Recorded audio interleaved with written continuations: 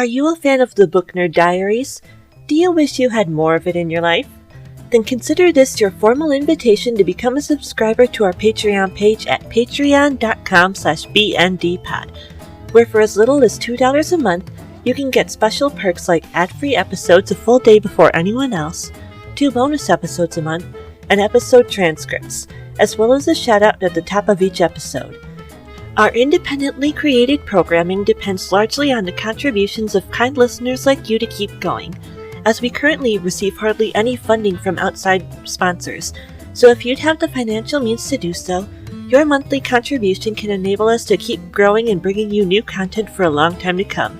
Sound interesting to you? Then please head on over again to patreon.com/bndpod and become a subscriber today. See you there, book nerds! Page 8, October 2nd, 2020. Hello everyone, and welcome to the Book Nerd Diaries, the bite-sized, bi-weekly audio journeys of a book nerd through an endless to-read list.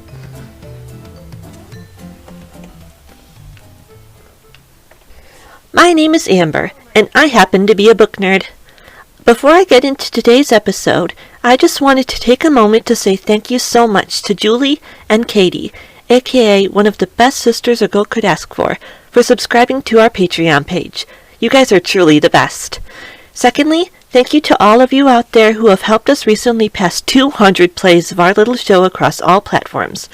As my gift to you, I made the latest episode of our Patreon show, Storytime, available on the main feed, so if you haven't checked it out yet, please do. Finally, but certainly not least, thank you to everyone who has so kindly left us a review or a 5-star rating on Apple Podcasts, such as Mark Alden Taylor, who wrote, "Great host and good subjects, a must-hear." Reviews and ratings via Apple Podcasts and iTunes are the very best way to help our show reach more ears and get us on the charts. But if you're an Android user like me, you can still spread the word by telling the book and podcast lovers in your life about us and sharing our posts on social media. Every little bit helps and is deeply appreciated. With all of that said, and our hearts full of gratitude, let's get our book nerd on, shall we?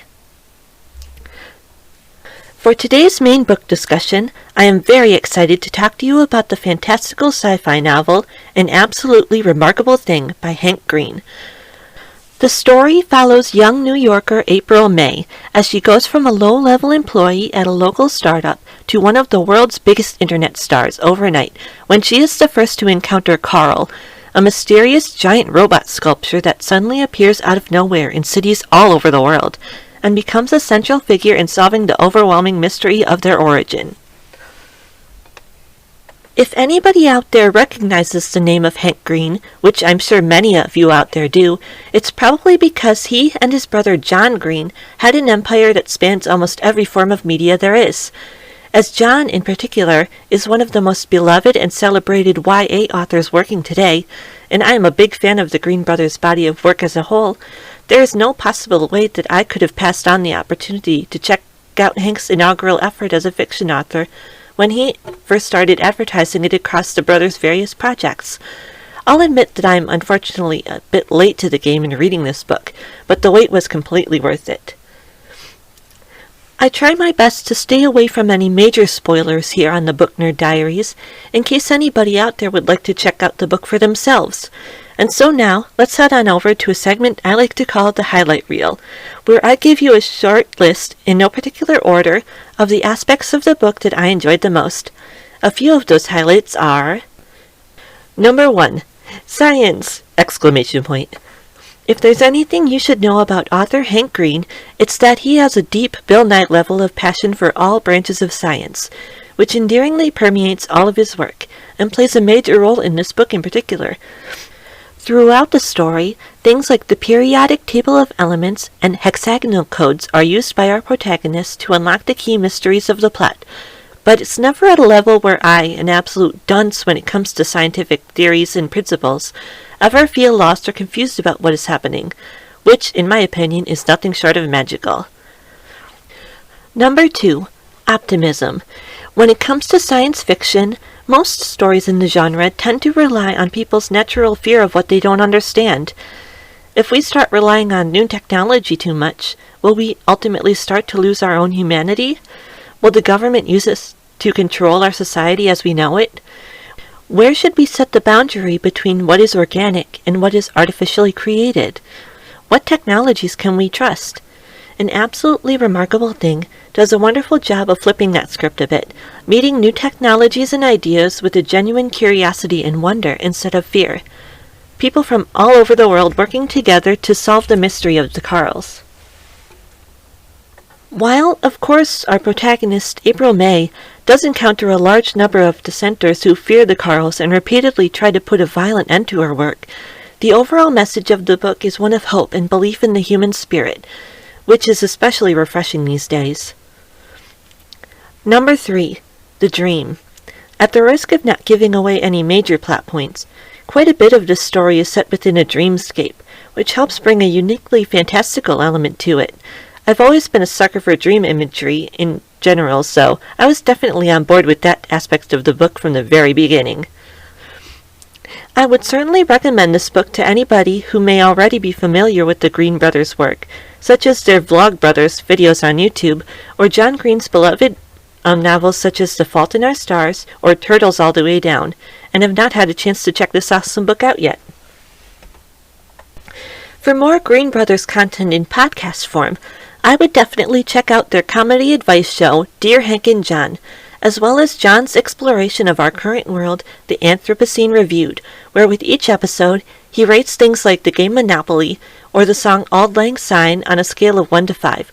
They're both great and always worth a listen. With that, we've reached the end of our main book discussion for today, dear listeners, but please stay tuned after our break for more Book Nerd Diaries.